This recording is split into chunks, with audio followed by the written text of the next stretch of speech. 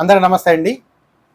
భారతదేశంలోని పహల్గామ్ అనే ఏరియాలో పాకిస్తాన్ యొక్క తీవ్రవాదులు చేసినటువంటి దమనకాండ, చేసినటువంటి దుర్మార్గం, దీనికి ప్రతిగా భారత ప్రభుత్వం అనేది ఆపరేషన్ సింధూర్ అని చెప్పి చేసింది.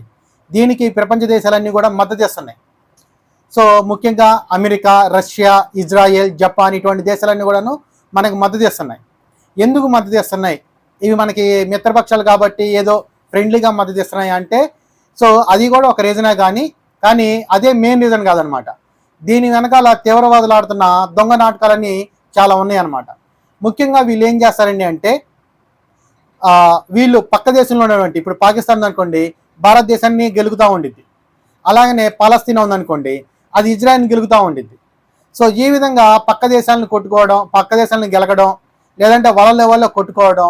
సో ఈ విధంగా చేస్తా వాళ్ళు అవతల దేశాల మీద యుద్ధాలు తెచ్చుకుంటా, వాళ్ళు యుద్ధాలు చేసుకుంటా, సో వాళ్ళు బయట దేశాలకు వెళ్ళి, అంటే ఏదైతే వాళ్ళ మతాన్ని సపోర్ట్ చేసేటువంటి విద్యార్థులు ఉంటారో వాళ్ళందరూ కూడాను save Syria, save Palestine, save Pakistan, ఇలాగా అక్కడ యూనివర్సిటీస్లో కావచ్చు, ఇలాగా రకరకాలుగా గొడవలు సృష్టిస్తూ ఉంటారు. సో అమాయకమైన విద్యార్థులను వాళ్ళ వైపు లాక్కోవడం, అది ఇండైరెక్ట్గా తీవ్రవాదానికి ఉపయోగపడేట్టు చేసుకోవడం, ఇదొకటి. రెండోది, ఏదైతే యుద్ధాలు జరుగుతున్నాయో ఆ యొక్క ప్రదేశాల నుంచి జనాల్ని వాళ్ళు అభివృద్ధి చెందిన దేశాలకు పంపిస్తారు యుద్ధ శరణార్థులుగా. అంటే ఇప్పుడు మనకి యూకేకి కావచ్చు, అమెరికాకి కావచ్చు, భారతదేశానికైనా లేకపోతే సింగపూర్కైనా సరే, ఇటువంటి దేశాలకి యుద్ధ శరణార్థులుగా పంపిస్తారనమాట.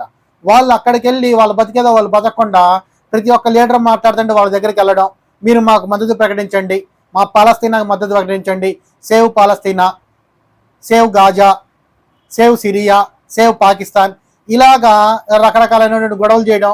అలాగనే అక్కడ వాళ్ళు యుద్ధ శరణార్థులుగా వెళ్ళి అక్కడే ఉండిపోవడం, అక్కడ ఒక స్థిర నివాసం ఏర్పరచుకోవడం జాలితోటి, మేము మీ దగ్గరికి బతకలేక వస్తున్నాం అని చెప్పేసి. ఆ విధంగా ఏదో ఒక విధంగా గవర్నమెంట్లో ఉన్నటువంటి లూప్ హోల్స్ని ఉపయోగించుకొని అక్కడ స్థిరత్వాన్ని ఏర్పరచుకోవడం. ఫర్ ఎగ్జాంపుల్ మనకి అక్కడ యూకేలో అదే జరుగుతుంది.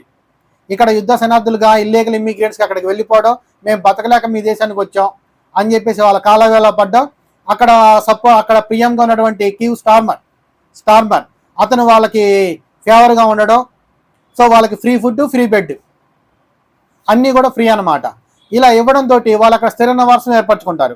వాళ్ళు అక్కడ స్థిర నివాసం ఏర్పరచుకున్న తర్వాత వాళ్ళు వాళ్ళ దేశస్తులే పెళ్లి చేసుకుంటారు.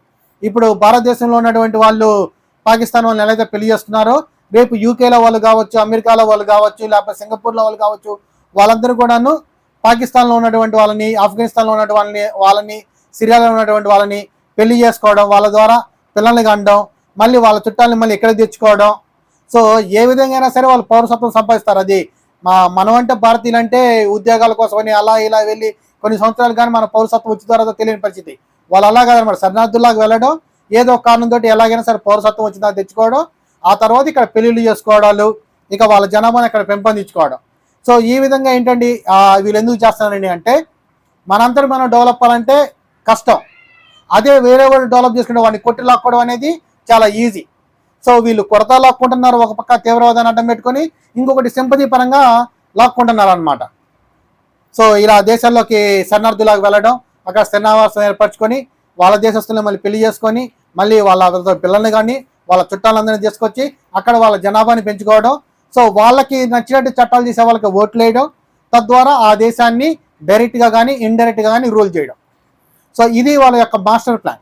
సో ఈ విధంగా ఈ మాస్టర్ ప్లాన్ని పసిగట్టినటువంటి మన మిత్ర దేశాలైనటువంటి రష్యా కావచ్చు, ఇజ్రాయెల్ కావచ్చు, అలానే జపాన్ కావచ్చు, ఈ తీవ్రవాదాన్ని సమూలంగా తుడిచిపెట్టి వేయాలని చెప్పేసి భారతదేశానికి మద్దతు ప్రకటిస్తూ ఉన్నాయి అన్నమాట. సో ఈ విధంగా భారతీయులు మనం కూడాను మోడీ సర్కార్కి అభినందనలు తెలియజేసుకుంటూ, మోడీ తీసుకునే ప్రతి నిర్ణయాన్ని మనం సపోర్ట్ చేయవలసిందిగా ఈ వీడియో ద్వారా మీకు తెలియజేసుకున్నాను. అఫ్కోర్స్ మనకి ఆంధ్రప్రదేశ్ ప్రజలకి కొంచెం బీజేపీ అంటే కోపం ఉండొచ్చు. 2014 నుంచి 19 దాకా, 19 నుంచి 24 దాకా జరిగినటువంటి పరిణామాల మీద దృష్ట్యా. కాకపోతే ఇది దేశం గురించి కాబట్టి మా ఆంధ్రప్రదేశ్ ప్రజలు కావచ్చు, దేశ ప్రజలు కావచ్చు, కొంచెం ఓపెన్ మైండ్ తోటి ఆలోచించి మోడీకి ఈ విషయంలో సపోర్ట్ చేయవలసిందిగా ఈ వీడియో ద్వారా తెలియజేసుకున్నాను. Thank you very much. నా వీడియో మీకు నచ్చినట్టయితే నా ఛానల్ సబ్స్క్రైబ్ చేయండి, లైక్ చేసి కామెంట్ చేయండి. Thank you very much.